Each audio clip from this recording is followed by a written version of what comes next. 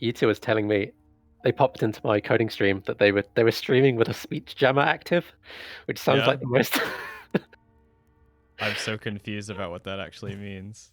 So a speech jammer is when it plays your own voice back to you, but slightly delayed, Oh and no! it makes it Ah, mind-numbingly impossible to speak. Like sometimes it happens when you're hate streaming, that. right? Like you have something open in the wrong tab, and you kind of get Yeah. that same effect. Yep.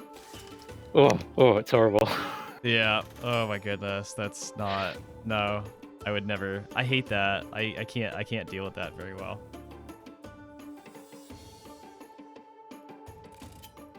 Also, I just realized I did something weird with with the window, so things might be a little bit off on the stream. We might have some black bars on the left or the right. And maybe the top, actually. I did something stupid. My bad.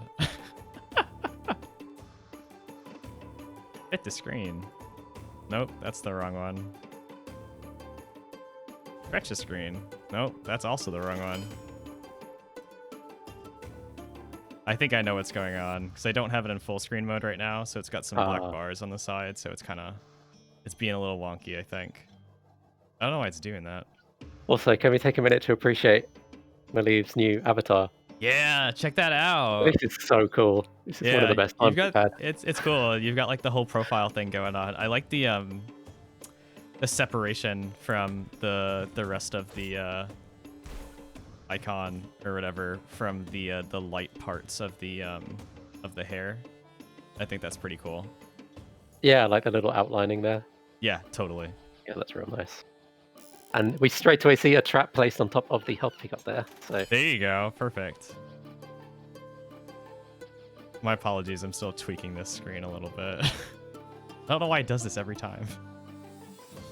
Anyway, we're good. We're back in. As I peer at my screen to see if the pixels are a little bit off. Looks good to me. Yeah, I've just been paranoid about it. Oh, now it's good. Okay. I had to make an output projector to see what it actually looks like without having to click on the screen real weird.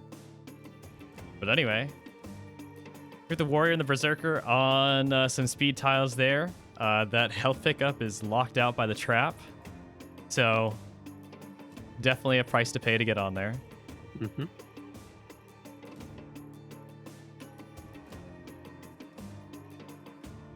Man, look at all these lovely awards that people have. Look at all this. Oh, jeez. Well, there's your proof, Warix. Tournament champion for many times. Oh man, that's funny.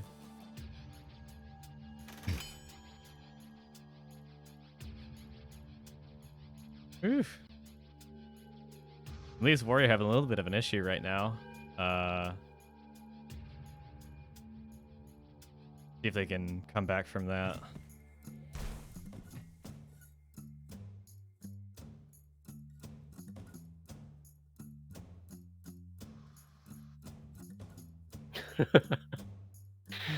Oh boy.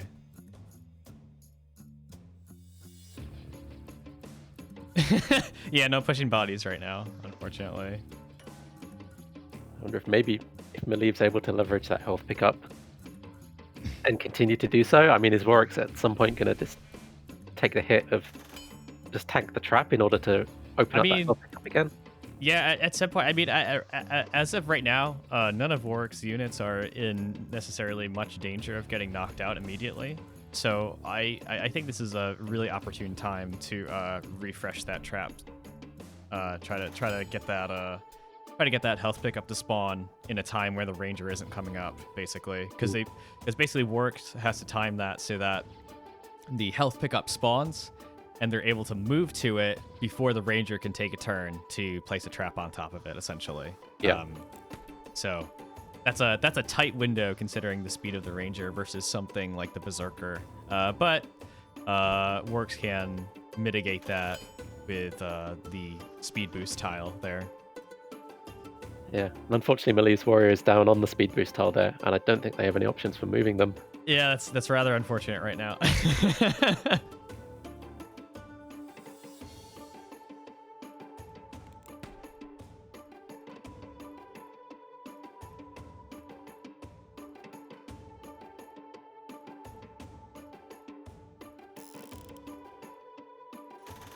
Oh, that pretty snow. It's very nice. Yeah, I was just thinking that. I think there's a fine line between it looking cool and being distracting. I think it's more or less in the right spot, but Yeah, I think it's definitely appropriate at this point. Just think of all the other stuff that you can reuse from this effect. We could have soot particles as well. We can we could have like soot and embers or something. I don't know. There's many things we can do with this. Actually, I think those are the only two things that I can think of that that could be repurposed by this very specific effect, I think. dust motes, maybe. Dust, yeah, sure. If we're in some weird dank cellar, I don't know. Some archives. Some Yeah, really a big nasty library or archives, something. actually. We would have to probably tune it down a little bit, I'm assuming, for some other purposes, but definitely very good for snow here. Volcanic ashes, yeah. Oh, yeah, there's a volcano, by the way. No. I mean, technically, the volcano doesn't need to be near the city. It could be, like, you know, it could be miles and miles away and still get affected by ash, so... So Malieve definitely on the defensive here. Yeah, definitely trying to use the ranger as much as possible to, Leaves! Oh yeah, that's a good option. yeah, leaves and stuff. Yeah, would we, is it possible to, like, change the direction of the particles, independently? Or are they all getting affected by the same kind of No, force? they can. Ooh, interesting. With that, Oh. like, yeah. Yeah, and welcome back, Gita. Maybe jump into the next Yeah. battle after this. Oof. All right, last one standing. Full health ranger. Let's see how much damage that ranger can do here. Focused up as well, so...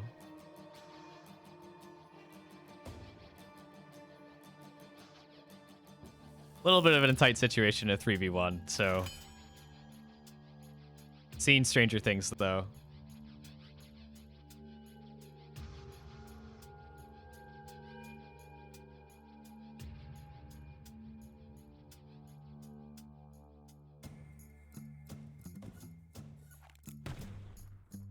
I mean, yeah, that's some decent damage, and we're down to a 2v1, so...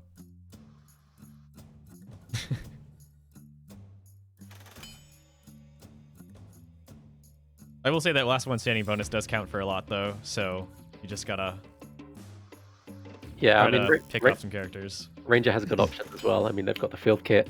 They can beef themselves up quite a lot. Yeah, definitely. It's definitely possible. The only unfortunate thing is that there's no, the warrior did die on that speed boost tile. So if the warrior did not die on that speed boost tile, I think maybe Malieve would have a little bit of an easier time with this. But as of right now, it's gonna be pretty difficult here. The other thing that she has to worry about is, you know, if she moves onto that healing, she loses 10% dodge chance. So, because evasion is more effective in that front row, 35 as opposed to 25. So, it's definitely something to pay attention to here. But we do see a dodge, not on that support though.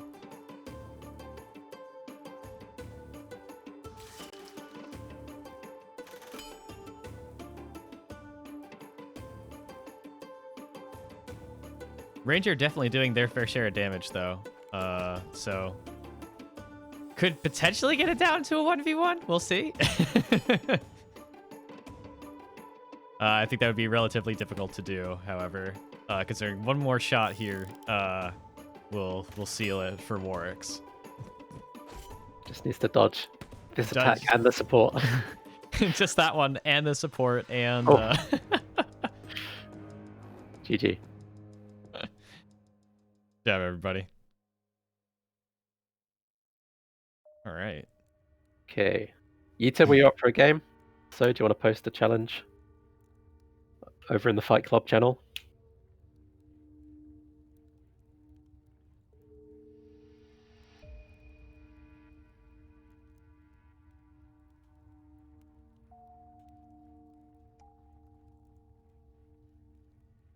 Oh yeah, Millie. So yeah, so that's something else. Some of the kind of transitions between screens of the game are, there's some fade to blacks in there instead of some Yep. hard cuts.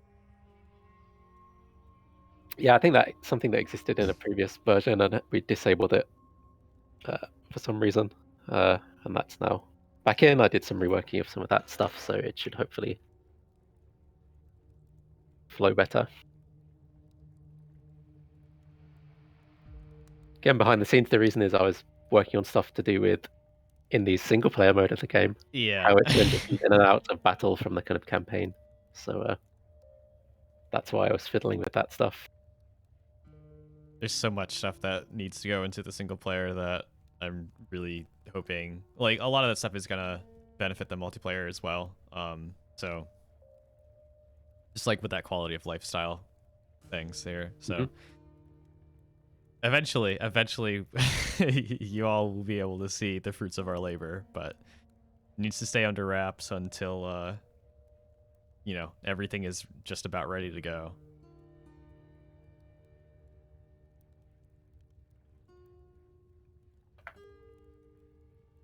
That's not to say you won't be seeing some sneak peeks every once in a while. And we've already said that pretty much everybody who shows up to this stuff may or may not get access to some of the earlier builds of that experience. So, because we will need some assistance with making sure everything is ship shape essentially before we Yeah, plaster this everywhere over social media.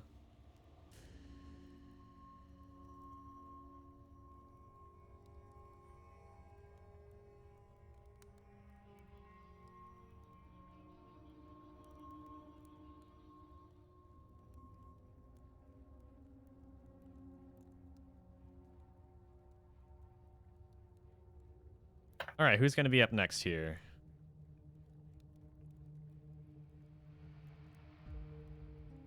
Uh, maybe. Yeater is in chat as far as I know. Although they might just be watching. yeah. Because they're on their laptop, so If anyone else wants to post a link in there, yeah, in the feel free. meantime, Just jump on if it. anyone wants to do that stuff. Yeah, and I think part of the reason why we haven't already shared some of the single player stuff is because if you really want to get people's genuine first impressions, once some more of the polish and flavor is in there, right?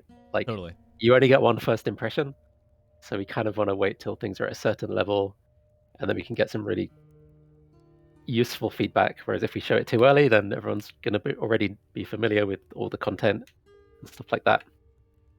And we kind of don't want to blow that resource, right? Because people's first impressions is kind of a limited, valuable resource for us. So we want to make sure we use that at the best time where we can kind of get the most out of it. Yeah, definitely. So we just gotta be patient. Which can be difficult at times because you're like working on a whole bunch of stuff, and a lot of stuff that comes with game development is that it doesn't, the individual stuff that you're working on, uh, it really doesn't come together until everything's thrown in together, basically, and then Mm. and then you can see all the changes at once, and then it feels like a completely different thing. But if you just put in like one thing after a little one thing, it's like the pieces don't always immediately fit together well. Like you can see that the stuff is an improvement, but you really don't feel the improvement until like everything's in there, um, and is like cohesive Mm. essentially. So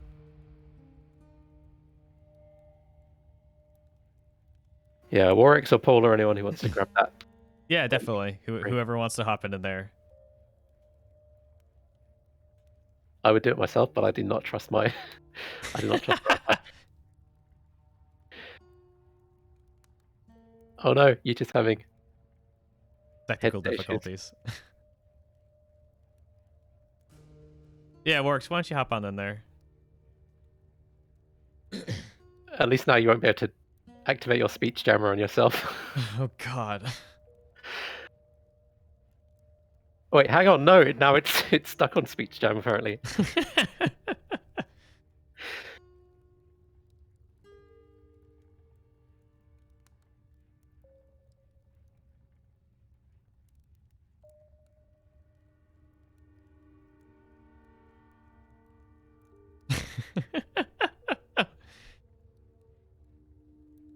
I'm leaving works. Are you guys? Are you all gonna be just trying to push bodies around for this one?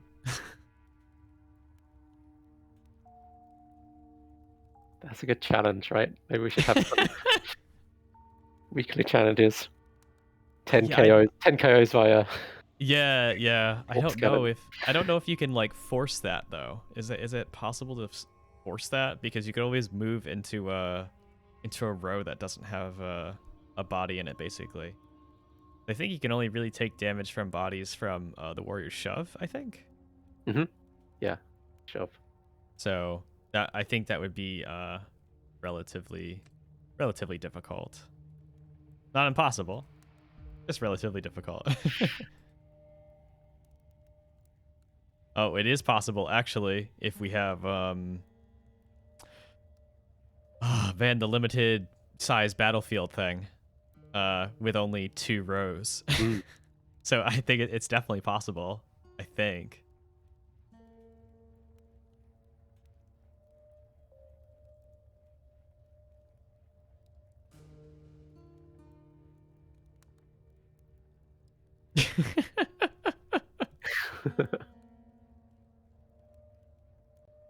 Yeah, it's interesting. Like custom modes are always like really fun for a lot of stuff, especially for people who want to just like have fun with things.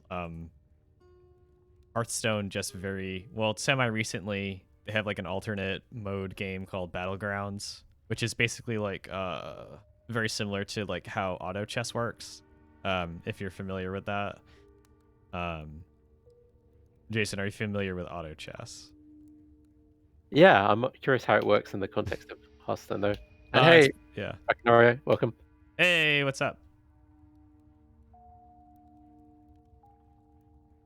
Oh, Jason, that's a good question. If we could shove the totem. Ooh. Yeah, I mean, that's a bridge we haven't crossed yet, which is allowing stuff to target things which aren't characters.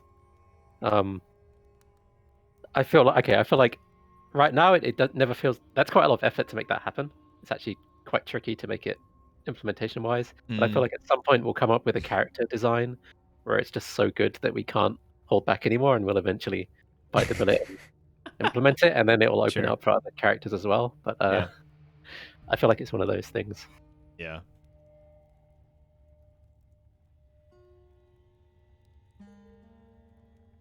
Because Totem was a really interesting character, right? It was one of the first to introduce something quite like that.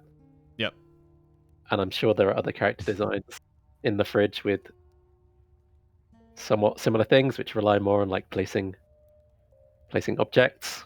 I think we've had some suggestions about characters which like place objects on their own side of the battlefield. Yep. So there's a whole load of possibilities there.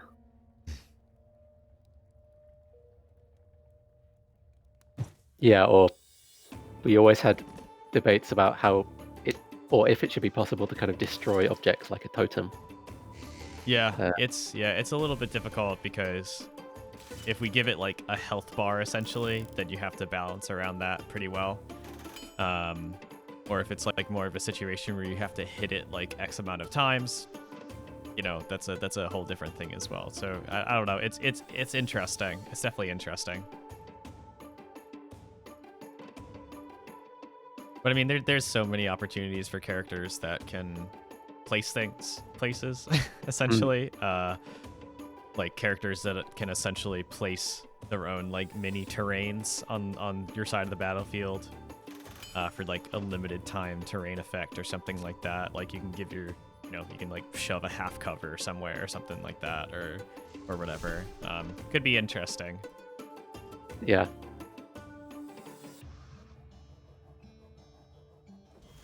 Had a suggestion from our friend Tom, aka Fano, for a character who is like a bard character who places like speakers and amplifiers, and kind of by shooting things through them, you can kind of boost attack damage and stuff. That's interesting, huh? I actually sent us a whole little pitch for that character. Pretty interesting. Yeah, that's definitely an interesting concept. Another thing to think about. And of course, there's always the very often requested character with pet. Oh, Which is that's a whole. that's got to happen at some point. It's Really. got to happen because people love that. So needs to be something cute too. Gotta be. Gotta be something fun. Also, the pet can't die. No. Be invincible. I'm just picturing the KO'd character now with the pet kind of like mournfully like, hanging around on the tile. Yeah. I mean, there's so many things you can do with that. You could have it be like, you know, with stances, you could have like, you could control where the pet goes, basically, or like attach it to an ally or to an enemy or something like that, and you know, have them harass the enemy or whatever. Tiger, hey. Tiger in a steampunk city would be pretty rad, but yeah, that would be a large character, so we would have to figure out what we want to do. Yeah, it's interesting because like my initial reaction to having like a pet style character, yeah, owl, was basically like like an avian kind of creature, basically. So we could have more of an excuse for it to like move around the battlefield really easily. But I mean, it makes not that much of a difference. Just like visually, it would be, yeah.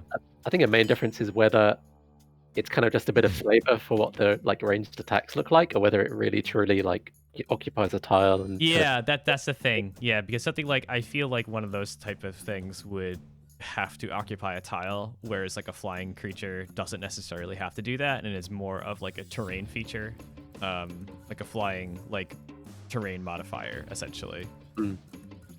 But both could be fun. My only concern is like having basically a fourth character on the battlefield, and you start to like really clog up the battlefield with characters. Yeah, Makes it relatively, but that could be a price that you pay for, you know, having an additional person on there essentially. yeah, things like that I think we'd have to limit, right? Like we've got totem can place totems. I don't know if we can have too many more characters who can do something like that, because of the risk of just filling the battlefield. The same with having a pet. Like maybe there's room for only one character with a true pet which has its own tiles, like that. Yeah, and I mean, it's also a difference between like being able to place it on your side of the battlefield versus your opponent's side of the battlefield. Because if you have that pet and you can put it on your opponent's side of the battlefield, and you also have like totem or something like that, then it starts to get like that's five tiles already taken up, basically. Yeah. I quite like the idea of like, yeah, the bird, which maybe your two stances are like one where you can target an ally and it will have some passive bonus or heal or something. Yeah. And then the other stance is like an offensive thing where you can station it on one of your enemy's tiles and have it follow them around and debuff them or hassle them somehow. Yeah, totally. That was definitely my initial reaction, was like, yeah, it'd be really cool if like the stances basically had to do with that pet essentially. Where like mechanically it's probably not that much different from a normal stance, because you can just like target stuff, but like in terms of like flavor and stuff, that would be really cool to have that visual kind of aspect of it, where they're physically, like the pet's physically moving in between the tiles and stuff. So yeah, you too, if you want to stream your games, that's always totally. What's the how are we streaming this game right now? What are we technically under? Is it like games and demos or something like that? Is that what we're under? Yeah, I think so. I mean, I say I think so. It is. No, I like, yeah, from where I am, I can't see it. All I can see are the plethora of tags that we have for this game right now. 1, 2, 3, 4, 5, 6, 7, 8, 10 tags. Got all of them.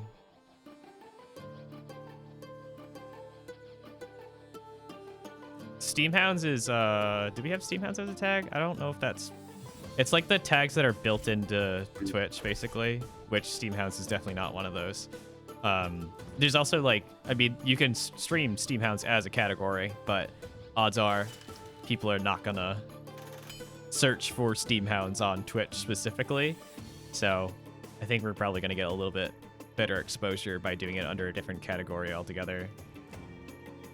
I mean, once we have more people streaming Steamhounds, and that's a different story. But it's usually just us. I think it's fine to do it under like games and demos because it is a demo, so it's under development. Yeah.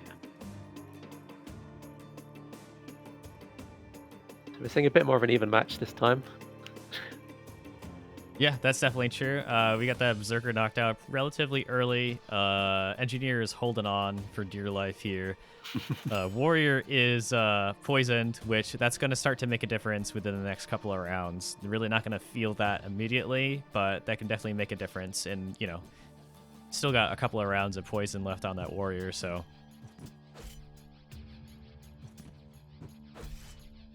Woof! Speaking of feeling the poison... Oof. Ranger's going to start to feel it as well pretty soon. So Ranger only needs to take a couple more swipes, and they'll be taken out naturally over a couple of rounds, unless Warwick switches over to focusing up and using, using that field kit to recover some health there. And the Warrior off that speed tile and into the pressure release. Both good things. That's done at the arm hook off the speed tile and into the pressure release. It's very good. Dealing with a whole lot now. It's also given Totem another in-between turn there. Yes.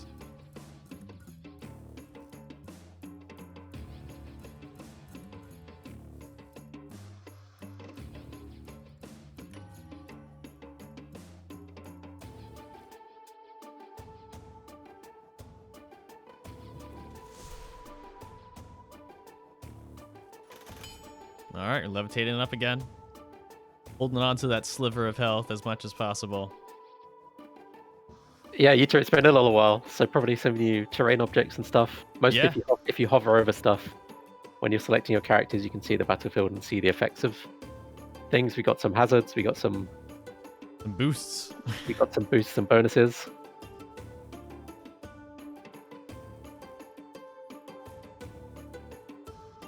Yeah, the terrain has definitely helped to increase the complexity of this game.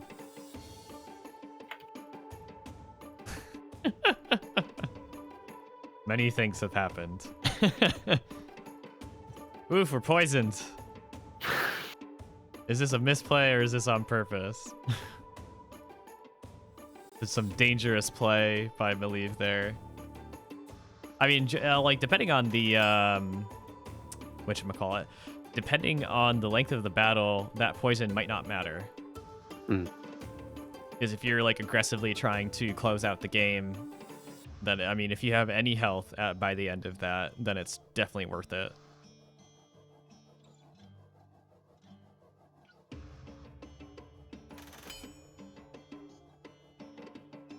The unfortunate thing about delaying that turn is that you do not get out of that poison, unfortunately, and it refreshes your stack there. So it's a little bit it's a little bit not great sometimes, unless you're trying to hook up some combos like this one right here up, so you can try to heal as fast as possible with that Ranger. But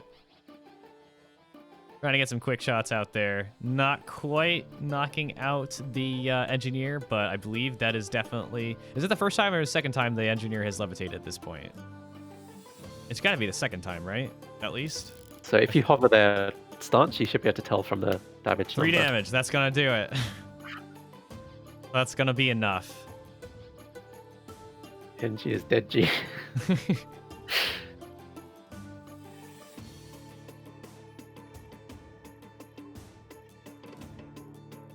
Yeah, I think Millie may have had the option of using, on the previous turn, rather than using the arm hook, trying to do like an Inspire Fire Lance combo. I don't know if that would have paid off more or less than what's actually happened. Because hooking onto the Steam was pretty effective as well there.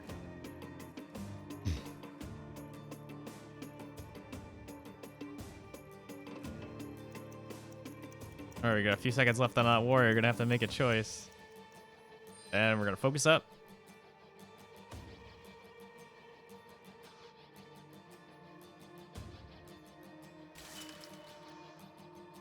You just voice as demon. And you've got an awesome mic by the sounds of it as well. Now it's Yeah, there working. you go. Oof. Maliv being absolutely cruel here. Not allowing any speed boost to happen. No speed boost, and also knocking out that ranger just basically through that stance alone. That's gonna do it.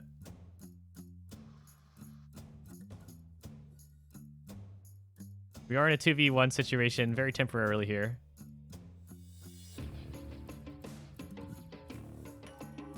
You know, the warrior only having 9 health is a little bit concerning, but definitely if you switch over to that sentinel stance, you can at least get some additional chip damage over onto that warrior before it gets knocked out. Let me push the body.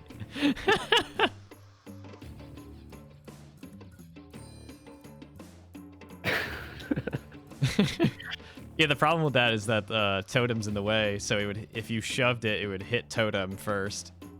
They really do gotta get that totem out of there.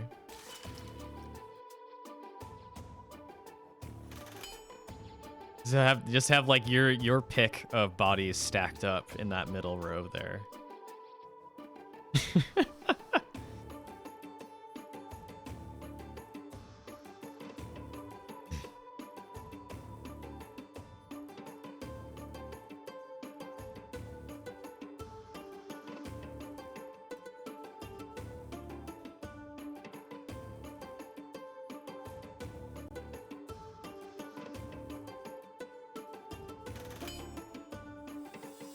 Warrior is stunned, but that doesn't really move the needle too much there. Yeah, you too. That's good to hear. I mean, it's been a tough year for a lot of folks. So Yeah. if people are able to improve their situation in life this year, that's a success in my book.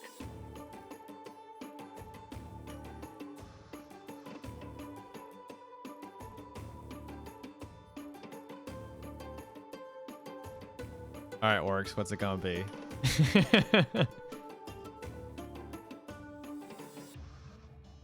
Maliv is requesting the shove victory. Yeah. But then Warwick is calculating how That's they. not gonna happen. Oh my god. Warrior is off balance though, so there is a way around that. 1 HP.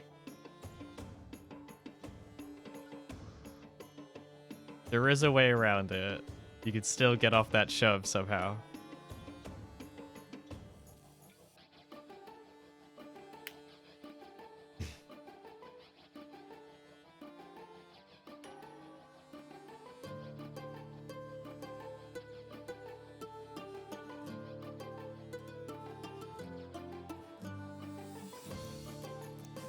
Oh, Works, you're gonna time out, man.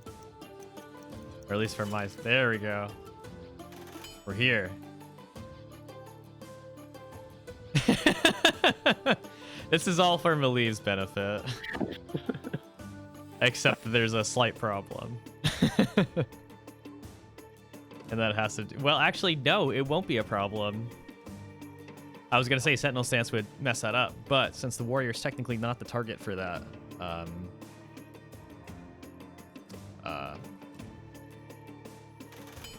then it shouldn't be a problem here, because the Milia's Warrior is not actually targeting the Warrior with shove, targeting one of the bodies here. So unfortunately, can't do it right now. They're a little bit locked out, being off balance. But there we go. There we see that delay turn, which is the correct answer to get around that off balance there. I believe you can only target the opponent's bodies. I don't think you can target your allies with that. So actually you can, but it will... You can't pick which one. It will pick sort of arbitrarily. Or maybe it'll prioritize your opponent. I can't remember. Oh, Jason, is there a reason why Miliev's still off balance there, even though they delayed turn? Ooh. Oh, is it because it's technically ends after the end of the turn, and there's no end of the turn if you can't Oh, yes. You Okay. can't choose a That's it. stance. So it Okay. doesn't let you cheese out of it with delay turn. The cheese cannot happen. No cheese allowed. Yeah, it's interesting. I think we might have to, I don't know if we need to reword that or, you know. I think Yeah, it makes sense that you can't cheese out of it, but... there are definitely some weird cases with delay turn because it's like...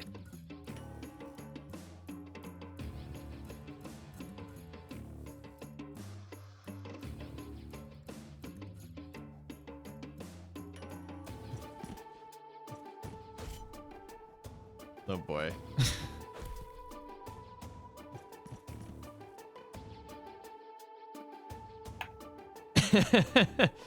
Yeah, that's true. Works as being a good sport and allowing the shove kill to happen. Oh man. All right, the moment we've been all waiting for. With 1 health, focused up, no longer off balance. Oh yeah. Oh man, that's so silly the way that works right now. Oh, it's so funny. Oh, it's interesting. It bounced the Berserker's corpse back to that other Yeah, it tile. did, because it didn't have a spot to really be in. Mm. Because technically that warrior was technically in that spot, so... Awesome. Cool. Yuta has a link in the Fight Club if anyone wants to jump in. Who hasn't played? Paul, do you want to grab that one? Either Paul or Aspark, or I don't know, Macanario. Whoever gets in there.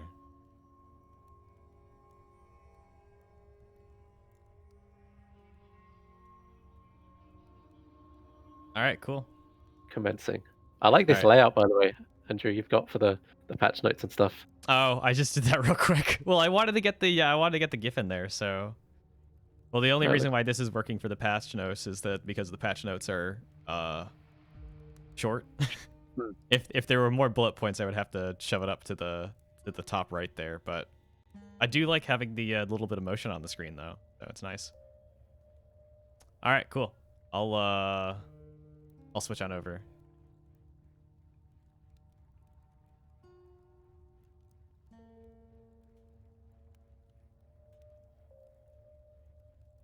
Doot.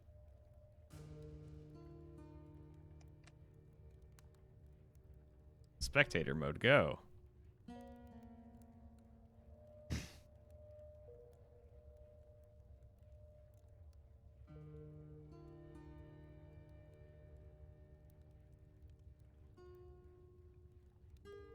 So, I gave in to the pressure yesterday, and I have acquired Cyberpunk. I wanted to see how much of a train wreck it was. For Which the most platform? part. I have it on PC. Okay. Yeah, I don't own any like we technically have a PS4, but we haven't used consoles in a long time, so I've heard performance. There's some issues with like frame rate and stuff on the non-next gen. Yeah, pretty much. Yeah, there's some really bad performance stuff. I was on PC and I was running things on mostly medium, and it seemed to be okay for my setup. I have a 1070, which is technically on the recommended settings, but like it's fine. But man, there are some glitches in that game right now. Like vast majority of them are visual. I was taking notes most of the time of all of the things that were going wrong, so I didn't want to forget all of the stuff that was going on with that game. Yeah. There's just some there's some bad visual glitches that are happening there. I had like a huge pop-up for like an inventory pickup thing that I got, some random item that just stayed on the screen during like what is arguably one of the most important cutscenes in the game. The entire like 5 minutes of it was just a huge like 1/8 of my screen. I'm like, what? Like, I need to get this out of here. Yeah, I'm also interested to try it, really. I mean, but I'm waiting a little bit to wait for some patches and see which platforms would be best to try it on. They've already had 4 patches, so including the day 1 patch. So they released 1.04 sometime yesterday afternoon, and that's what I was trying to play it on. So still plenty of visual issues going on. But yeah, it's interesting. I'll say that much. Right, we're still, yeah, go ahead. Sorry. It is opting to boost the Ranger speed here. Yeah, definitely. So this Ranger is absolutely maxed out on speed. Definitely got some buffs going on right there. With support being boosted, dealing 10 damage with that support. However, paying a little bit of a price there with shock and a bunch of retaliation stacked up on Paul's side there. With those 2 characters right there, that makes it a little bit difficult to pick off any particular character. Definitely going to be paying a little bit of a price. Yeah, even so, it looks like Engineer can be focused down right now.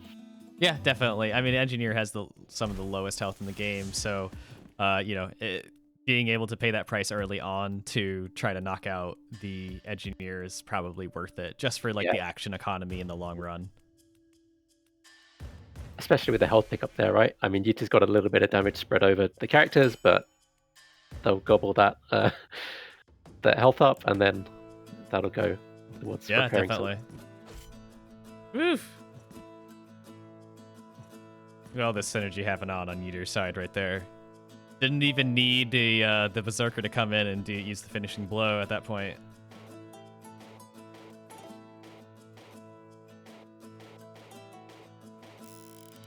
Yeah, and with the Ranger having another turn, they're kind of geared up for some tunnel vision action on Bolt there as well. Definitely. Alright. Woof! Gosh, that's going to start to hurt there, the Ranger. Down to 4 health. Unfortunately, 4 health is not the greatest target for... not the greatest target for... Well, actually now 14, so that might not actually be a bad idea to get that Flame Class down on the Ranger just to knock them out as early as possible, but we'll see what happens here.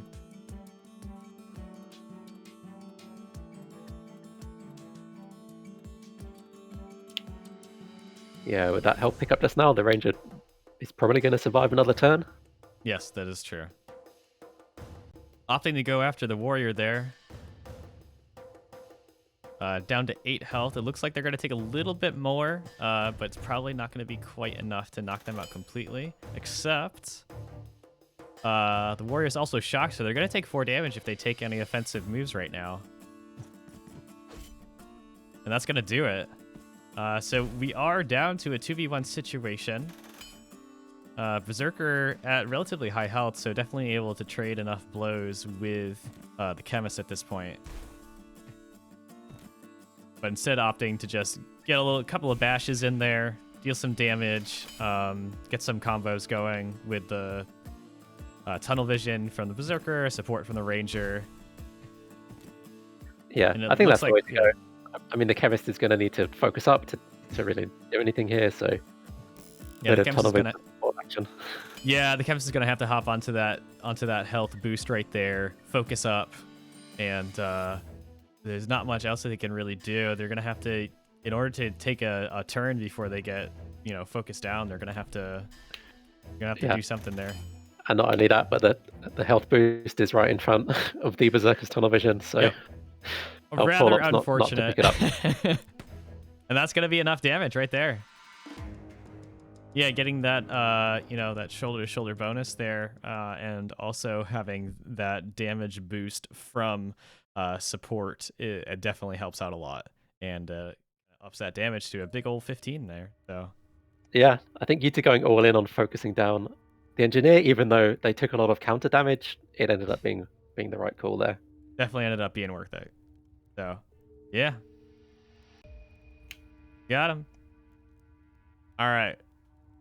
Who's up next? Who wants a battle? Works. Do you want to? Yeah. Eater, if you want to play again and have somebody challenge you. Yeah. Works and Relieve. If either of you want to step up and battle Eater, go for it.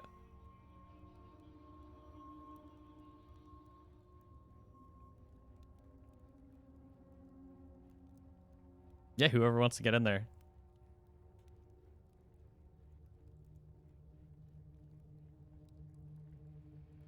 There is nothing better than taking part in Steamhounds community game night. Exactly. There's that. This is the highlight of my week.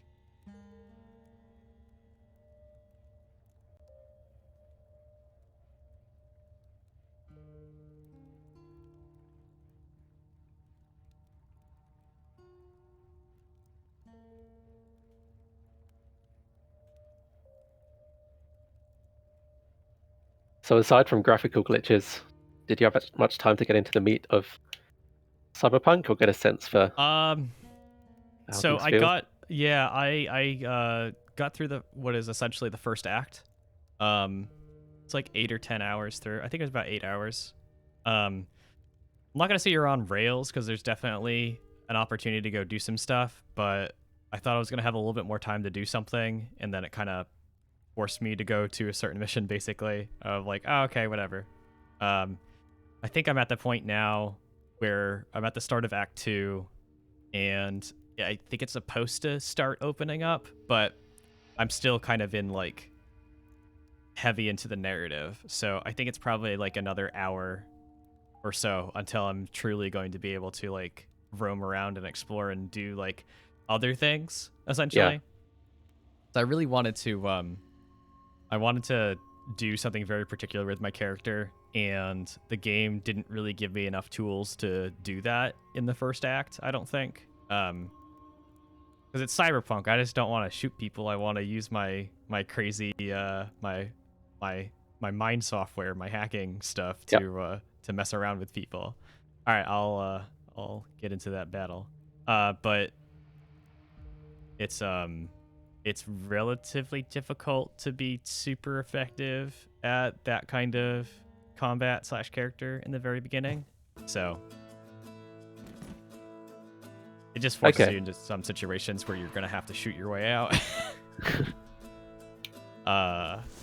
Which is fine. I was kind of interested in how side quests versus like little environmental encounters and all that stuff is structured. I haven't done almost any side quests. That's the problem, because I didn't feel like there was like the incidental stuff is like usually the only time where you're gonna bump into that is if you're driving somewhere. And I'm usually driving fast enough that I just go right past some of the incidental things. Like, so it's like, well, all right, I guess I'm not doing that because the car drives like a boat. It is both unresponsive and over-responsive at the same time. I've gotten used to it, but at the very beginning, there's just a lot of footage of people just like accidentally running people over within the first 5 seconds of getting into the first car. Because it's just like, whoa, it handles really bizarrely at the beginning. And I think people have said that there are like different vehicles and stuff like that, so eventually you can like drive other things that handle better. But when I first started, it was definitely interesting. But in terms of like side quests, I haven't done almost any, so it's definitely, I don't know yet. I don't know what the depth of it is. I mean, I think is some like that first act has some decent storytelling, and it's fun. But there's also some stuff that people have said about some of the other storytelling that doesn't quite stack up, especially with what happens with like side quests and stuff like that. So.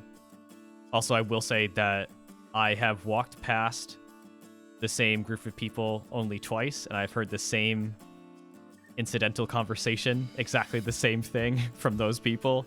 Yeah. It's like the times that I was supposed to like walk past those people were about 4 months in between. in quote like game time, like in the fiction, and it was the same exact conversation. And I'm like, that kind of like pulled me out a little bit. Yeah. I mean, expectations are so high, right?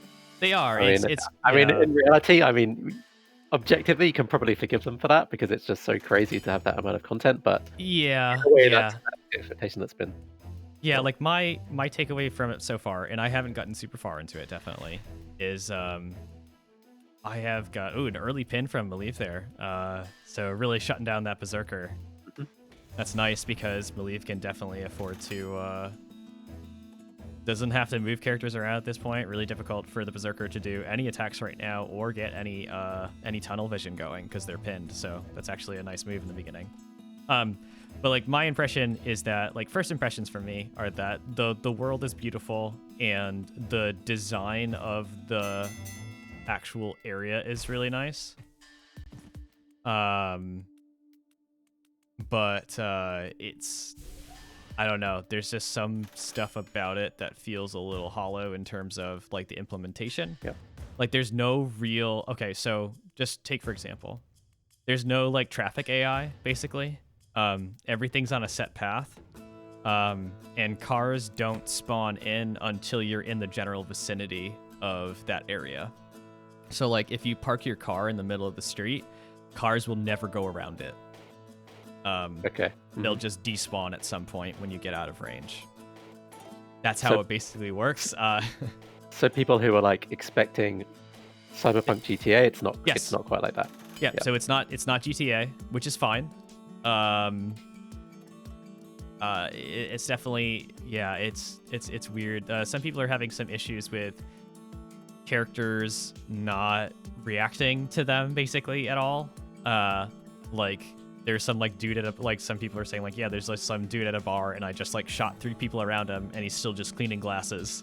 Like he's not like cowering in fear or anything. The dude's just still cleaning glasses at the bar, even though I just killed 3 of his patrons. Like, yep.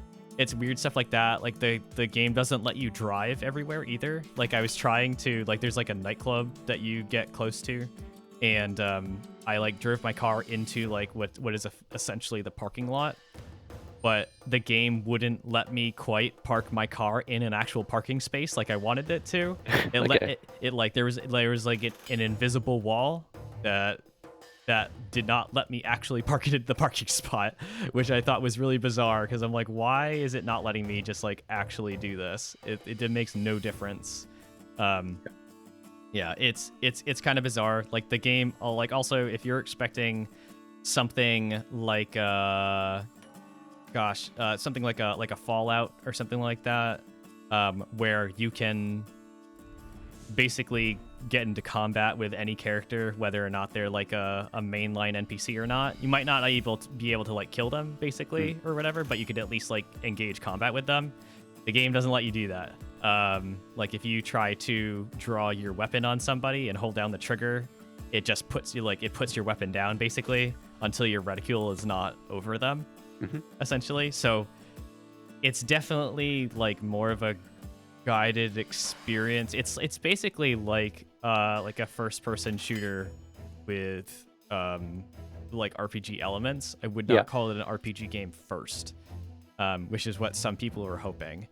It's definitely, if you took like what was going on with The Witcher and but steered it even more into a guided experience, then I think that's more along the lines of what's happening here.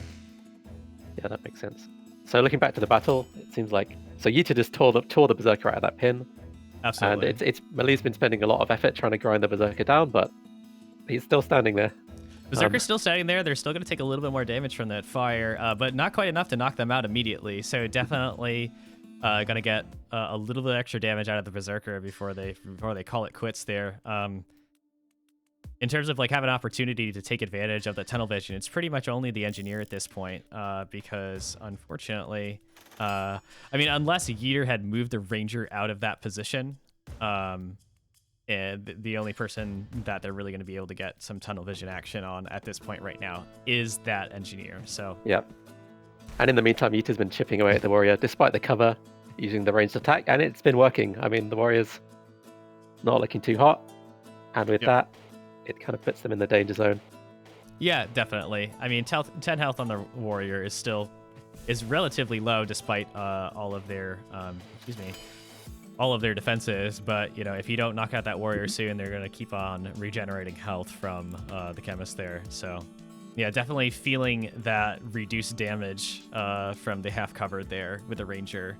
So and unfortunately, the limited space didn't allow Yita to line up a final tunnel vision on the warrior. I mean, there's no space to position the berserker. Maybe they could have done something on the engineer, but switching targets also doesn't feel great.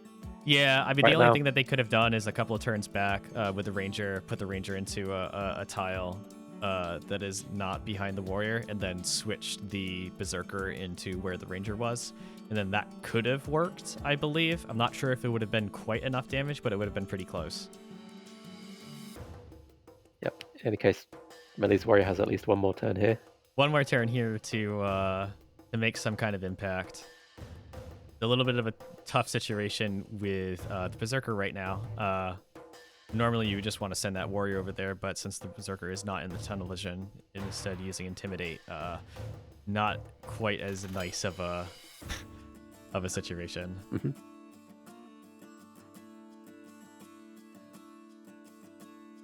Although,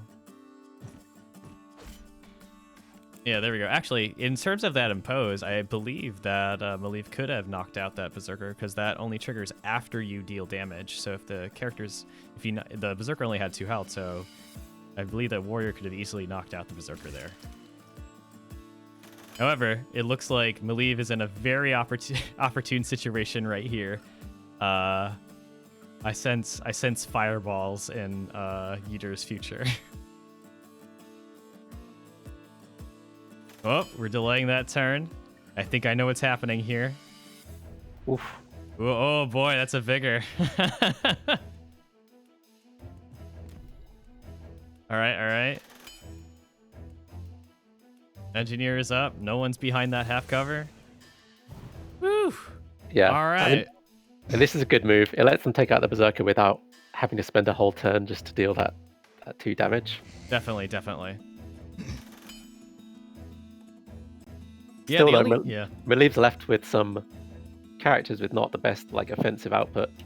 This is definitely true. It's going to get a little bit difficult. I think it's still going to be difficult for Maleev until Maleev can knock out Yiter's Ranger. After, if both of Maleev's characters can survive, and by the time that she can knock out the Ranger, which should be pretty soon, then Maleev will be in a very good spot due to the warrior not having a way to counter the engineer's levitate. But that ranger is definitely incredibly dangerous at this point. Definitely able to pick away at that levitating engineer for the time being.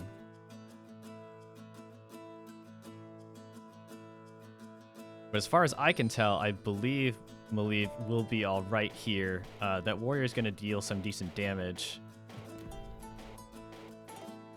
but it's not going to be enough to knock out either one of those characters at this point.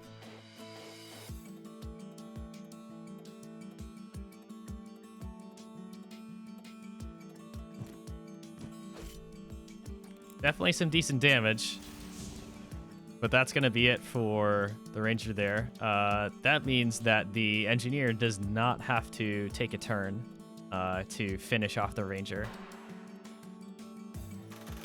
Dude does have the warrior with the last one standing bonus as of this point, so that is one of the characters that I would want that last one standing bonus to be on. It's just a lot of damage on a very tanky character. Trying to break that defense and wear him down a little bit. Maleev's chemist is focused up, so with that reduced defense, it's going to make this flame flask be even more effective in this situation.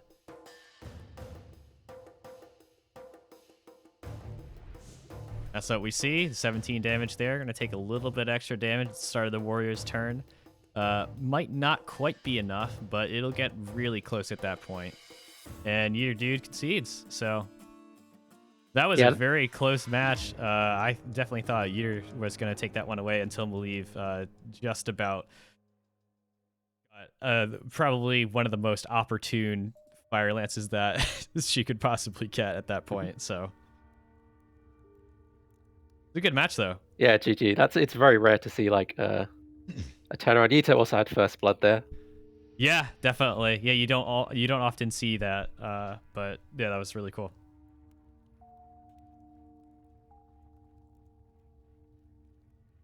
All right. Works. I believe you are up. If someone wants to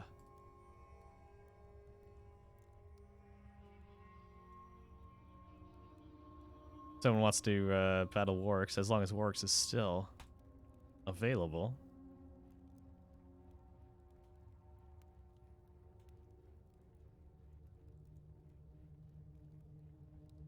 Oh, cool. Cool. Yeah, if you want to drop a link in, then Then someone will pick it up. awesome.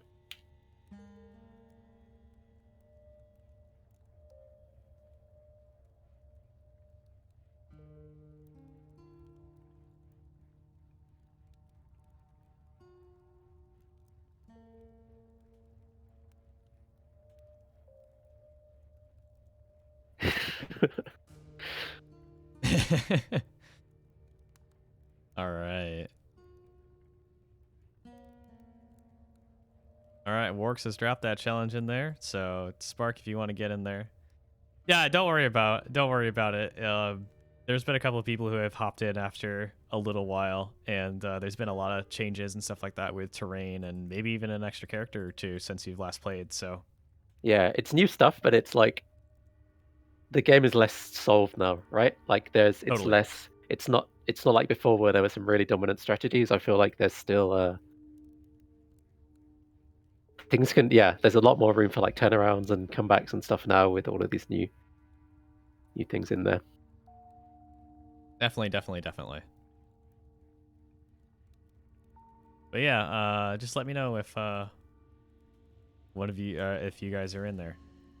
So I think Warwick's dropped a link in for a Spark to take. Oh yeah, definitely.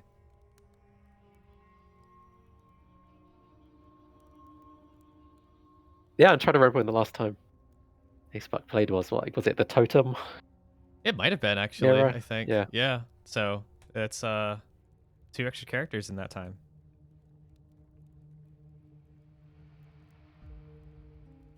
Yeah, this is not a tournament format today, so you can just experiment, mess around with stuff, see how stuff feels to use, all that good stuff.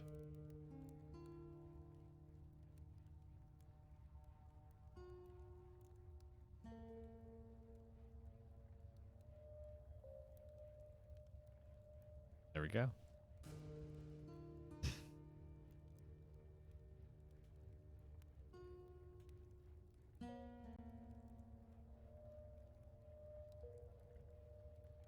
One day this cityscape will be a steampunk cityscape. Mm-hmm. One day.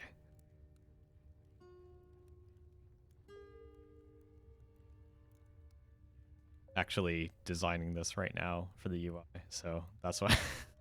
Oh, this screen, the kind of pre-battle. Yeah. Yeah, awesome. There's some interesting stuff though with pre-battle stuff that that my partner has brought up in terms of general flow of, of battle stuff. So prepare yourself for potential coding changes. Nothing too crazy, I promise. So we thinking of reordering some stuff, or? Yeah, it basically has to do with the match modifiers / options, stuff like that. Mm-hmm. Bundling that into the challenge thing, as opposed to having people vote on it afterwards. It would just bring it more in line to how like normal custom matches works for other games, essentially. So, but I'll let her talk about that basically because she brought it up. Yeah, something like that might make sense actually. Yeah. Okay, looks like they're about to start. Good luck, everyone. Wonder what kind of battlefield we get this time. I have no idea.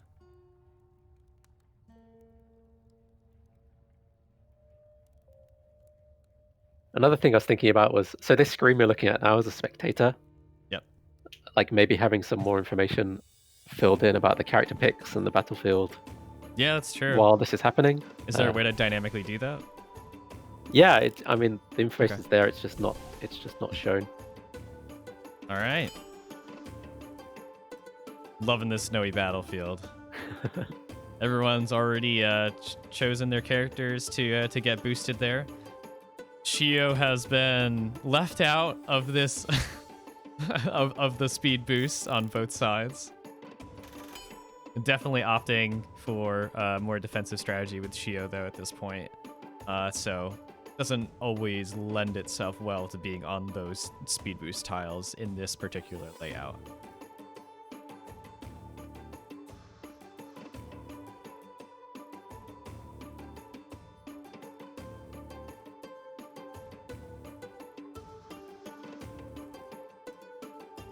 Oh, that's true.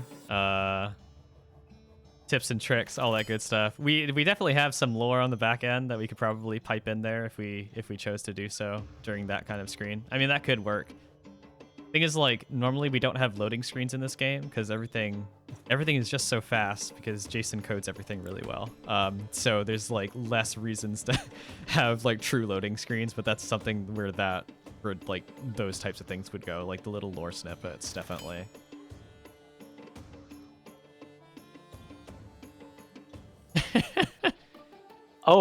Actually, I had that idea the other day. Like, the next stream could be like making a snowflake generator. That might be a cool There you go. Everyone's unique and different. thing. I mean, honestly, I think there's definitely enough randomization in the snowflakes at this point. I think they definitely work. I'm just curious what the difference between, like, if we, Jason, your snowflakes versus if we ask Brady to make some snowflakes and see what the difference would be. Yeah. I'm very curious.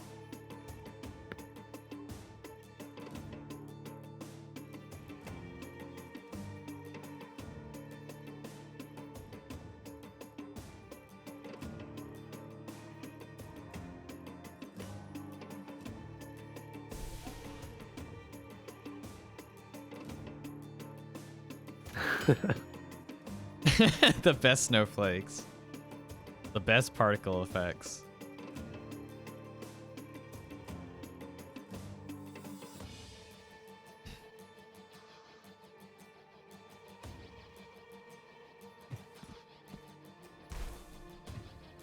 Oof. All right. Well, there goes Totem there, unfortunately. Totem could have definitely made a difference later on in the fight there, but definitely two strong characters on A-Spark's side there still left, so Yeah, definitely play opportunities.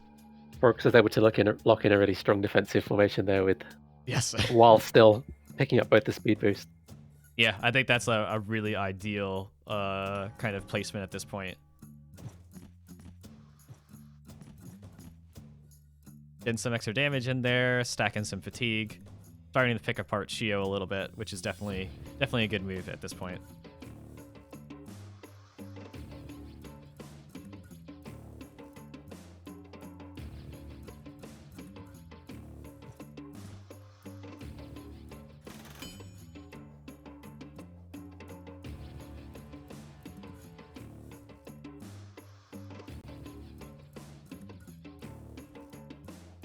Yeah, it's really interesting in a situation like this where the characters are in pretty much like on Warwick's side are in a pretty much like ideal kind of situation in terms of positioning. I think in a battle like this, it's pretty important to get characters that, like the Berserker, that can really punish people for staying in the same spot for a while. Man, these Berserkers are just going at it. But definitely, it could be important to have characters like, say, like the Engineer and stuff like that, that can get people out, they can catch people out of position real quick. Like one of the situations I was thinking about was having like the Engineer. Oof, my gosh, everyone's getting beat up here. Having the Engineer and Totem on one side, so even if someone does lock in like that perfect formation, you could potentially mess that formation up by using some delay turns and like pulling someone out of the speed boost, and then placing the totem on one of the speed boosts to kind of like lock them out of that bonus. Yeah. Also, if Spark had got another turn in and was able to do the system overload, Yep. then Warwick sort of had to skedaddle, and that made Yeah. create an opening to put the totem back on another tile. Like maybe there were. Yeah, that would have been a something little there bit if they rough. Yeah, if they'd have survived a little bit longer there. Yeah, that would be a lot of damage at that point, so. Yeah, it's definitely possible for Shio to do some real good damage. It obviously, like, the Piercing Wit doesn't do a heck of a lot, but it does add up for a basic attack. But definitely with those focus abilities are definitely scary. So if you've got, if you can try to boost Shio's speed, which honestly is Shio's one big weakness is their speed at this point. If you can boost their speed up so you can get those focus abilities out and then be able to actually use the bonus from that focus from the buff focus ability, or actually, line up the opponent's characters in a way that you can get the most amount of damage out of their damaging focus ability, then definitely. It just requires a little bit of setup with that character since they are a little bit slower. Yeah, no speed panels left. Yeah. they're taken.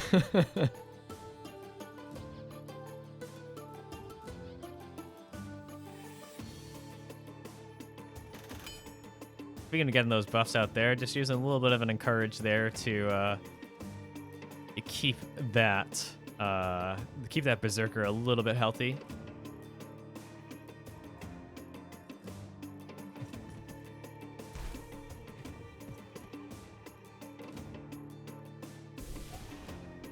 No stacks of fatigue on Shio at this point, so definitely in a decent spot in terms of defensive capabilities. So between that and the last one, standing bonus, that's definitely a super character right now, basically. Like, considering the amount of damage that they just did with a basic attack and the amount of damage that they're taking from normal abilities, it's actually a pretty nice character at this point. But unfortunately, it looks like Warwick's is going to have a ton of attacks pretty soon, so a lot of stuff going on here.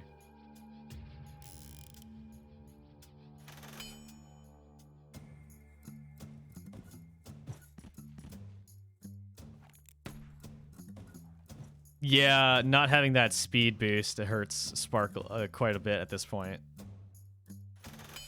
Yeah, Shio is incredibly tanky with no fatigue stacks on them, so.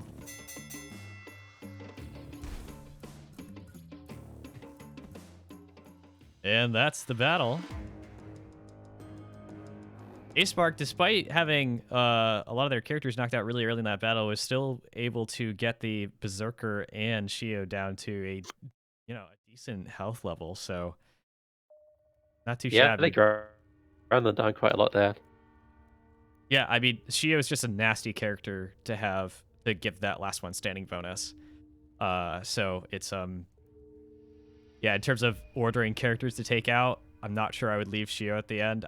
So I would leave Shio at the end if I had, say, like an engineer who can levitate or something like that. He could dodge most of their abilities and stuff, but definitely a tanky character, something to contend with at that point.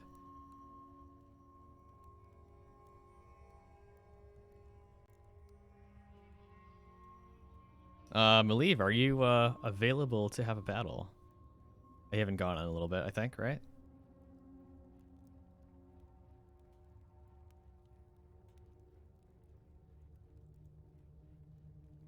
Yeah, so if anyone wants to pop in with Malieve there. You've had 3? Well, I mean, you were in there early when there were only a couple people watching the beginning, so.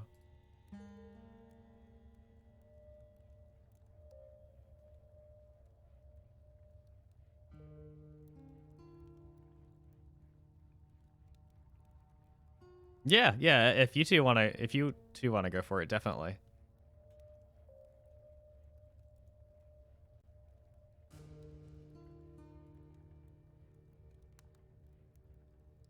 Yeah, it looks like Yuta may not be in the chat now. Yeah, I'm just refreshing that the list, and it looks like Yeet is not in there right now. So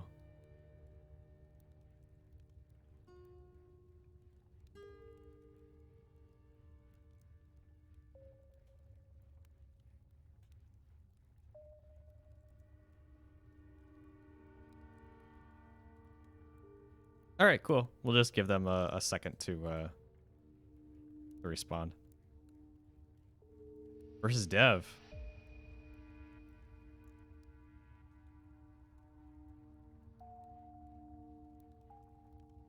Jason, do you want to get in there? I do not trust my connection. I am having some issues, to be honest. So that's kind of why I'm Okay, quiet. So okay. if Paul can grab that, Yeah, or you even. or me. I mean, I can get in there probably. No promises. We'll have to tag team this one. We will strategize. Okay. Yeah. All right, hold on. Yeah, let me. Yeah, I'll make a battle here. Boop.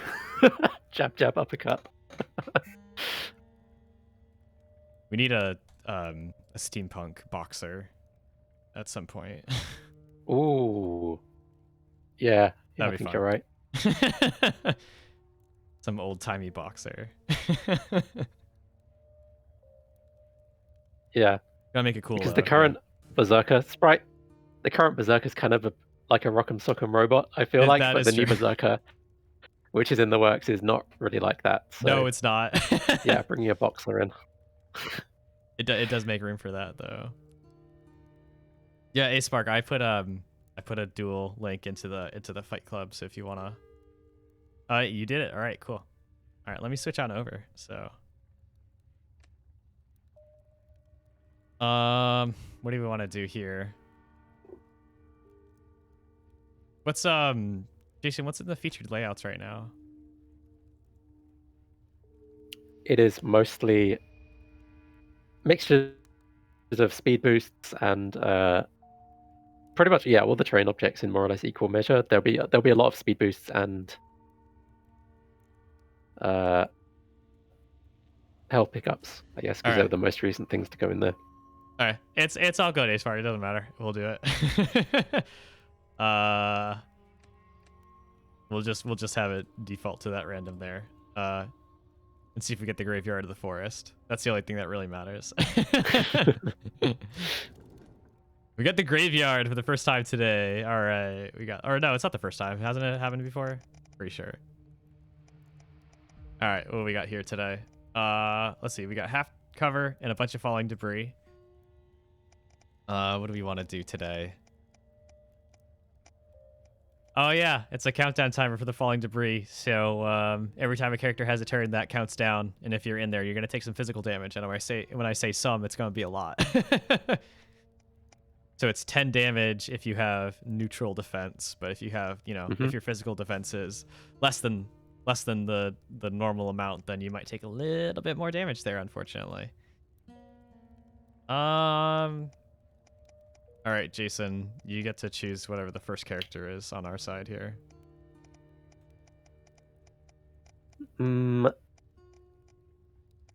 I would go with engineer.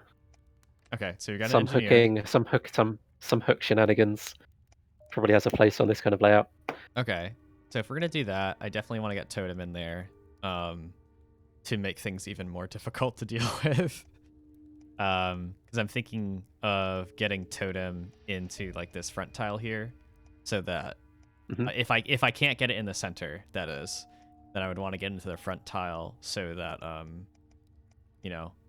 or either the front or the back, something that definitely affects both of these tiles here, so that that would be difficult. At that point, we're kind of getting them into a tough situation where only a few tiles will be viable, so I want to get the Berserker in there to get in some bonus damage, I believe. Yep.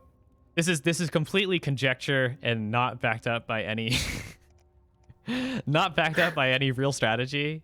Just messing around at this point. But we'll see. We'll see what happens. A Spark does have a more tried and true combo here. with Shio and Warrior at this point. So Hmm. which those two together are really nice, and definitely the chemist can help out in a lot of these situations. So well, what else are we doing here? So we definitely, it looks like this is a physical heavy zone, so we definitely want to start with the shock module. I don't know where I really want to be at this point. Almost no range damage, so the half cover actually doesn't matter that much, I think, at this point. Not for our placement, for their Yeah, placement, I definitely, mean because we Flame have... Flask, right? Yeah. Yeah, there is Flame Flask, but that requires a little bit of setup, I think, unless Ace Spark goes for like an immediate Flame Flask, which could be a slight problem. So in that case, I might want to preempt some stuff going on here. I have no idea how this is going to go. Oh man, do I just want to start levitating immediately so I don't get Yeah. picked off? That's what I think I want to do. Yeah, you know what? Why not? All right, Yeah. cool. Aside from that, maybe trying to capitalize on the behind an ally or shoulder to shoulder. I mean, there aren't that many Yeah. other factors to consider here. Yeah, I was going to say, because if I do this, it gives the bonus to both of these characters at this point, which could be pretty nice. Although there is a character there, so I think what I'm going to do right now, I think I'm going to switch on over. So that there's like less tiles here that are affected by this. So Mhm. I think this is probably what I want to do. What am I doing? There we go. Perfect. All right. Apparently, Ace Spark has shenanigans in mind. I'm curious to see. Not looking forward to shenanigans. All right, we're all stacked up on here. So I see some Sentinel stuff, some Lurk, Sweeping Guard. All right, I have no idea what shenanigans are going to be, but we immediately need to start placing some stuff here.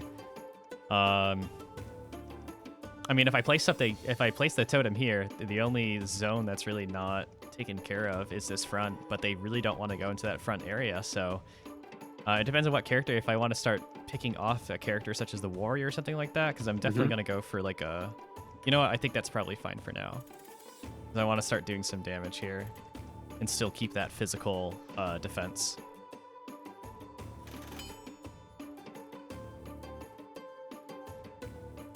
I have no idea what kind of shenanigans is going to happen here, so I'm a little bit scared.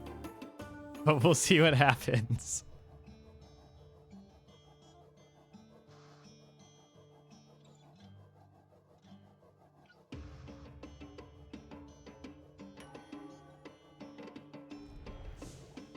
Okay. This is fine. I think I'm mostly going to try to go for the most opportunistic things here. So I think I am going to go for an arm hook just to just immediately start pulling stuff back and start doing damage to at least some kind of character at this point. Yep, makes sense. And then I gotta start levitating again because I think it's gonna start to become a problem with that vigor potion Shio there. That's a little bit scary. Oof, you do not want to be in that middle row. That seems like a bad place to be right now.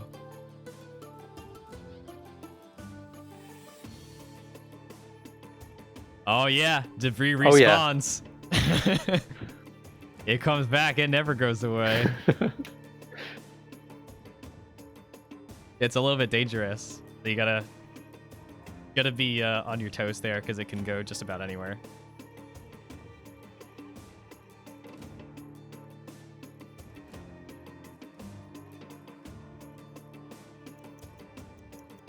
Alright, we got 7 seconds on my side. Gotta choose a target. Alright. I'm officially scared again. Because Shio's focus abilities are really good, and that makes me scared a lot.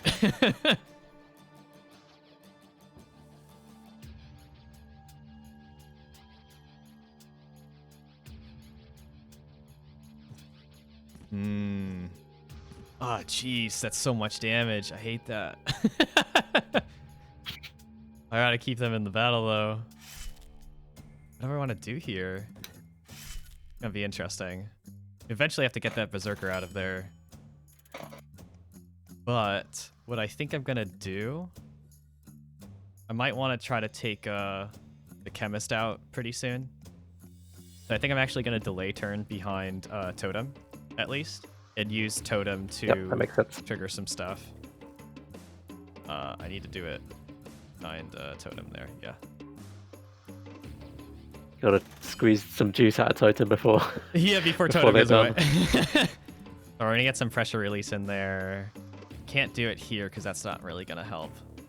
Even though, yeah, it's only gonna do so much damage, but just want to squeeze. Oh, what? Hold on. Oh yeah, because that. Yeah, that's fine. I forgot that that's what happens. Oh well, it's fine.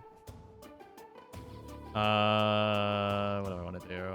I guess I have to do a stun module, but I really need that shock going to have some physical defense, unfortunately. So we're gonna have to stay there. I don't really want to move either, though. I think we're gonna have to stay where we are, unfortunately. All right, Berserker. Let's see what we can do here. Berserker has a ton of health. We're just gonna trade that health for damage at this point. Yep. What else we got going on? I might want to move because I don't think. Yeah, I need to move basically. The only area that really makes any sense is going into a tunnel vision over here.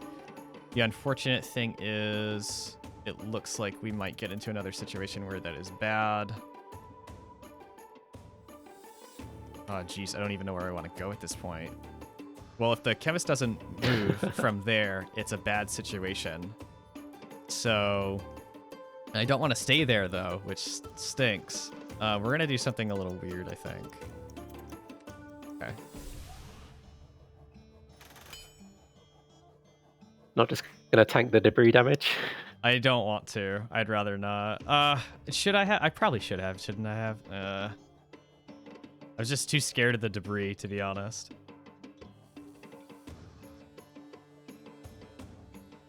That's a healthy fear. Yeah, exactly. I was like, I don't really want to. I don't really want to take that damage. So, ooh, focusing up. They've got to go soon, and I think I have just the solution for that. It depends on what happens next here. There is no real good place for the Chemist to go. You're gonna start taking some damage there from my stance. All right, where's that? God, no, leave the Berserker alone. Get out of there. Don't put the debris there. That's not fair at all. What do I want to do here? I need to do something else. I guess I'm just gonna have to start whittling down another character at this point. Well, might as well start. Hook your Berserker. Interesting. The only way I could hook my Berserker is if I would have to move out of the way first, and that's not gonna, because I can't hook him up or down, and I can't hook him into the same spot that I'm at right now, so it's a little bit unfortunate. I have to stay where I am, I think. Okay. We need to start doing some stuff here. I would love to. Okay, so that Chemist needs to take 2 hits. So I can't risk pulling the warrior into that zone there. I think the only real thing that I really want to do is I could either arm hook to deal some damage or defense break. Defense break is really nice. Or I could actually focus up, which gives me a little bit of a damage out later on, which I don't think, I think I'm going to do that because there's not really a huge reason to do a couple of these things. I was wondering, would there have been an opportunity to delay turn your way into the Chemist getting hit by the debris? Would that have worked? Man, that would have been a lot. It's too late now, but yeah, I'm gonna have to get out of this row, or I'm gonna have to get out of this row because I'm fearing another combo between these two, and if I have any characters in the same row, that just makes that move a lot better. So I need to get out of the way.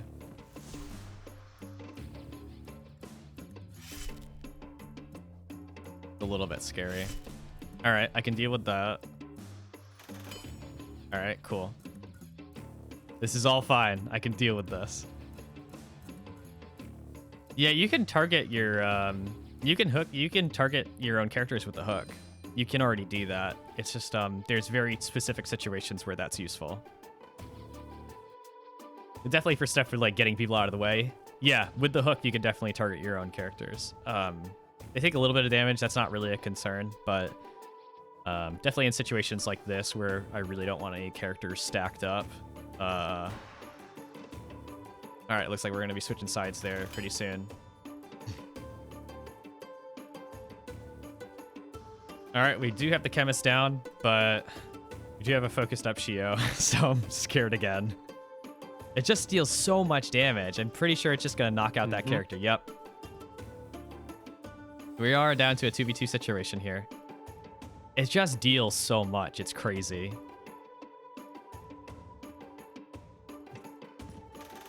Oh man, I think I'm just gonna have to try to convert. And then your his Berserker's health. positioning is not the most ideal. No, it's not. I think, but the thing is, like, I think this should be fine, to be honest, because I think I'm just gonna try to convert as much health as I possibly can at this point. While I have a small health bonus. That warrior just has so much health; it's crazy.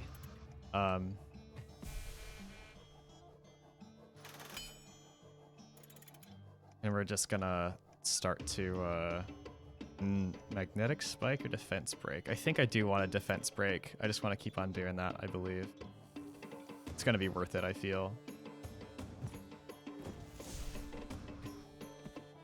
That makes that little support damage a lot more effective there. We're just gonna keep on levitating because I can't afford for this character to kick it quite yet. What I'm attempting to do is to get it down into a 1v1 situation between the engineer and one of A-Spark's characters, and then saving that last one standing bonus for the Fire Lance. Because that's going to help it do a lot more damage. I see, yeah. So I'm just kind of trying to keep that engineer's health up as much as possible at this point. Unfortunately, I don't have the same amount of pressure from the totem as I would have liked at this point in the game, but it does help with, there's still some lingering steam there. There's, you know, one character is down on that side. There's a totem down. So there's only really, at any given point, there's only really 3 spots that are completely free of being in danger, so. Yep. So you're kind of ruling out Sentinel for the most part right now. Essentially, yeah. Like, Sentinel's gonna happen, it's gonna have to happen, but making an attempt to, well, this is actually going to be interesting if this stacks up this way. All right, that's also very interesting. So A-Spark, yeah, is forcing me to... Oh, that's going to be interesting. I really want to get rid of that character, though. Jeez, that's not good. I need to get rid of that. The scary thing is, if Shio is the last one standing here, then that's also very bad for me. Oh man.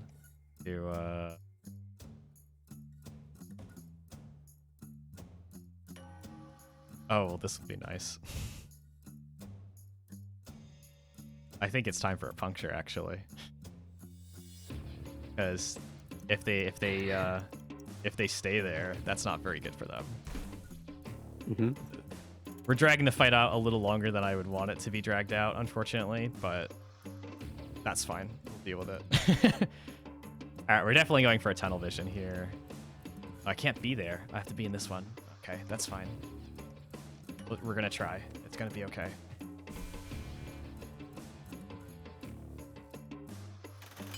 It's just getting to the point now where there are few enough characters that jumping in and out of debris becomes a viable option, right? Yeah, an interesting kind of change.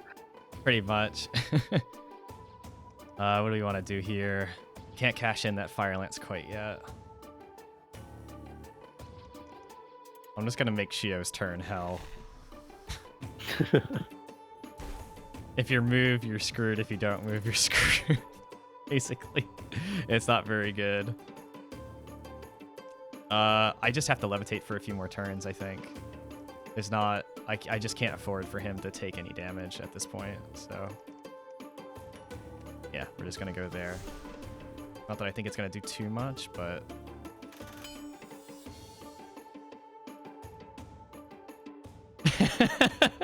Yeah, the debris is not very nice.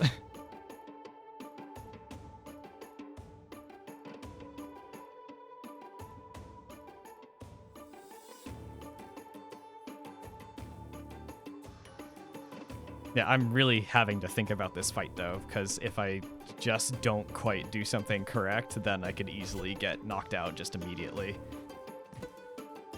Mm-hmm. Because essentially the Berserker is getting whittled down a lot, and that causes a little bit of a problem. Because by himself, the Engineer doesn't have a lot of damage output aside from his focus ability, which I'm trying to save up for, essentially. So I really need to use the most out of that tunnel vision.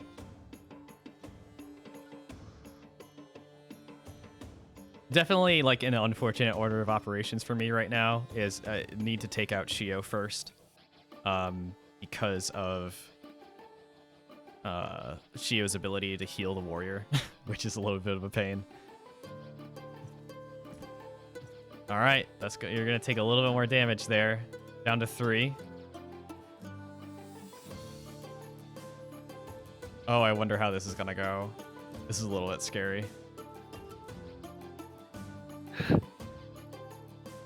Oh, this might be a little bit of a pain in the butt.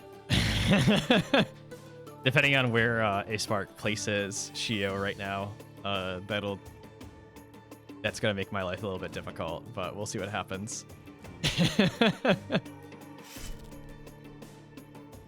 All right, what's happening here? Yeah, this has been a very technical game, positioning-wise. Definitely, it's been very technical, but I think I got a Spark into a bad situation here, so we're just gonna... No, I gotta move out of here, but I don't want to do anything in particular. I don't want to attack.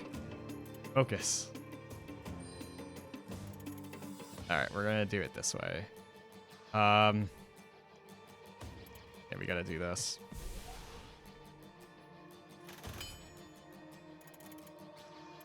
Now's the time. All right, this is still quite difficult right now because of that last one standing right there with Sentinel. I only have so much I can do at this point. Oh man, I can't do return fire because I can't afford to get hit at all, so I just have to levitate. This is really awkward. I wonder. Can I, like... No, this is not ideal. I don't want to do return fire, believe. I don't wanna. This last 12 damage is gonna be impossible to deal with. I don't... This is gonna be grueling, I feel. Yeah, see, that's just enough to knock out that Berserker. So this is gonna be quite painful to deal with.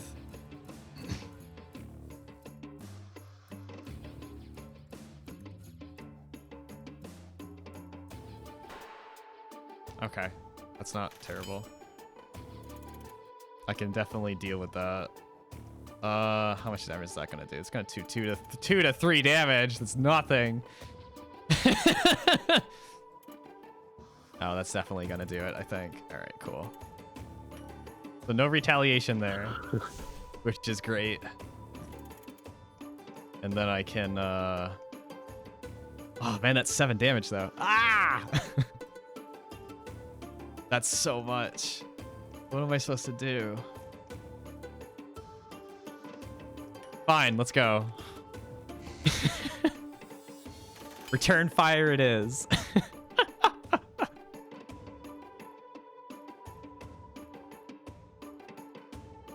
I think return fire might actually be the correct answer.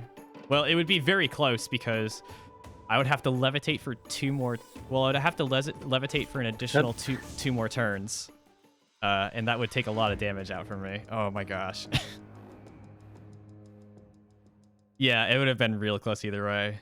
That was a great match, Chase Park. That was really good. It was kind of difficult for me to decide on that because my preferred method of a lot of these types of games is to be in control as much as possible, and I knew that if I couldn't get hit, I could have survived 2 levitate turns, just about, I believe.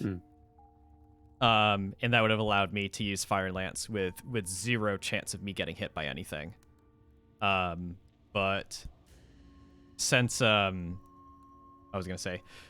Acemark was what was I gonna say? Did not have focus at that point. There wasn't a single hit that would have like knocked me out completely. So using return fire there would have been fine. Yeah, Shio can deal a lot of damage. It's absolutely disgusting, especially if you caught me stacking up more than one character in the same row. That would have been not great. I still got hit by 2 of those, unfortunately, so that was still not the greatest thing in the world. It can do a lot of damage though, so it's Shio's definitely real cool. I like that character a lot. But so had some network issue there. I managed to mostly follow that.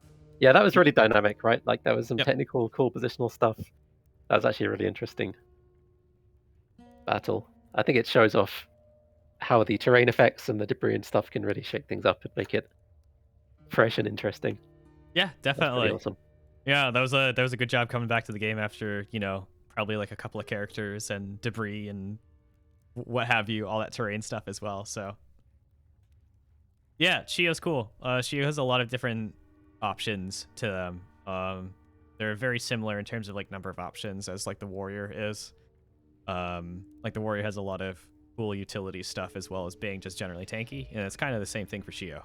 Shio can be relatively tanky. Doesn't survive as long as say the warrior sometimes, but also has some cool like buff mechanics and stuff like that. So both of them are very powerful characters. Also, the horizontal attacks are kind of crazy. Yeah. It can get real crazy. Yeah. I think the point of like the tank characters is to give them a really solid kit, because they need to be like high priority characters essentially, and they need to survive.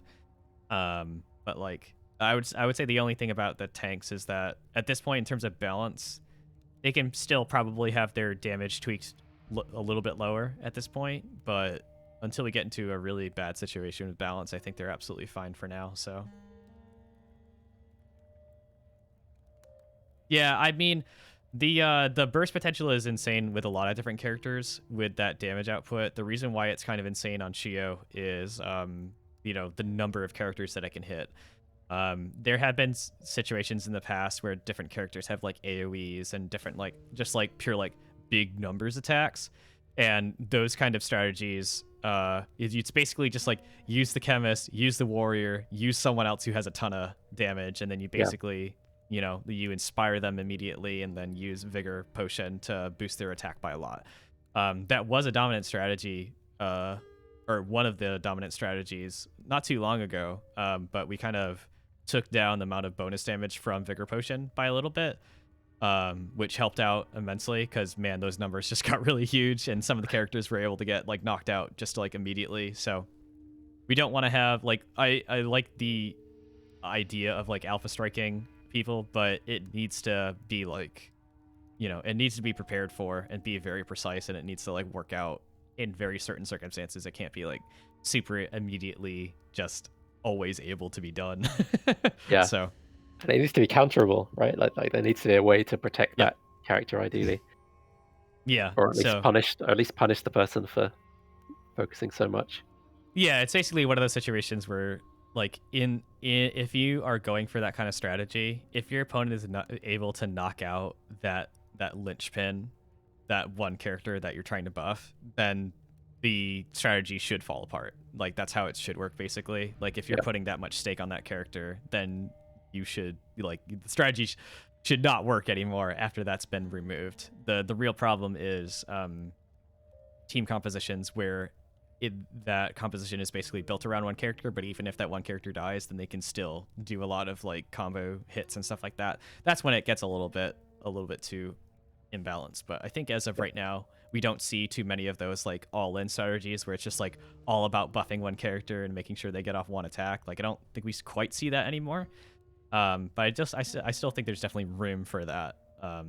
You just have to set it up right and know, you gotta be good. You gotta know what your opponent's doing, and like, well, also the stage has to agree with you as well.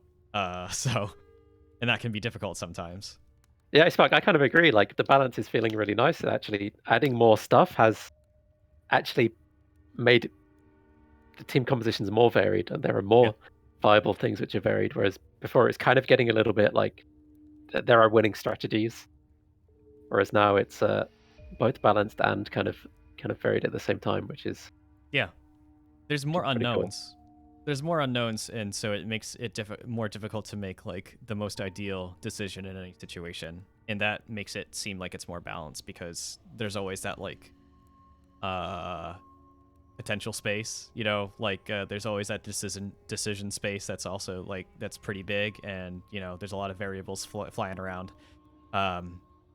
So it's kind of it's good to not just immediately know what the like 100% best answer is, because if you go on a certain line, it might look better right now, but if you make a certain decision, it could help you out in a longer run. So yeah, it used to be that you could lock into formation. I mean, the debris is a very obvious heavy-handed way of making people move, but it works. Debris good. I really like the debris. Like I would even be fine if we had some kind of variation on debris that still traveled around and did that kind of stuff. That would still be fun in my book. So. And the latest additions with the speed boost and the health pickup, which I suppose the health pickup is like a randomized thing which moves around and gives you a positive reason to move, right? Not because you're going to take damage, but because you're going to benefit from moving. So, yeah, more reasons to move. Totally, so I think that totally. There's room for more like dynamically moving like buffs and like passives and stuff like that as well, I think. Yeah, definitely. I think there's so much room for more terrain objects as well. Like they're relatively simple to as opposed to like a character to implement. So it's been a lot of fun just like throwing some in there and seeing how they work, because generally all these terrain objects have just worked almost immediately as we've implemented them. So it's nice to see something that doesn't like completely break the game immediately.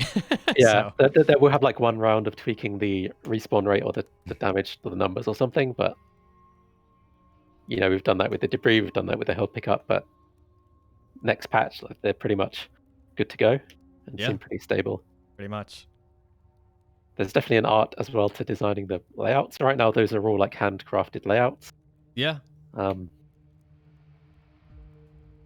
Snow environment. Oh, yeah, that's an interesting idea, right? It's like snowdrifts. Having a battle stage where like there's a passive thing which applies across the board. That could be kind of interesting. Yeah. But yeah, so I think that's just about gonna do it for today. Mm-hmm. Had a lot of fun though. It's good seeing everybody pop in, and got a lot of cool matches today, definitely. So absolutely. Shall we try and line up a raid before we go? Yeah, let's do that. If anyone has enough server channel points, if they want to guide that raid, I know some of you gotta have that much. Definitely. If not, then we can definitely direct it in somebody's direction.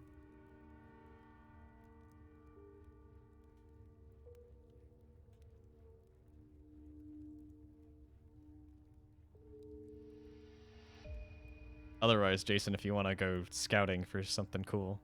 Yeah, so Tonehack's on, so Tonehack streams mostly like roguelike games. So maybe I'll send people in their direction. Yeah, that could definitely work. Oh, Rox has it. Do you have any? Okay. Whoa, there we go. Whoa, there we go. We had points. Pick someone. Yeah, pick someone. It's your choice there. I have a suggestion. Oh wait, Jason, you had someone that you wanted to do. Someone that Malieve has rated before that I actually start watching now is streaming Monster Sanctuary right now, which is a cool little game. Okay. It's another indie game. What's the username? That is, I'm gonna put it in the. I'll just put it in the chat. That's the one. Oh, Warwick's dropped something in there. I think they have priority. No, we're gonna do that one then. You use your I'm doing channel it. points. We're gonna do yours. Okay, let's go. Thanks for tuning in, everyone. Raid is initiated. All right, let's roll. This is a mystery to me. I have no idea who this person is. Thanks, everyone. We'll see you next time. I have no clue. All right, later, guys.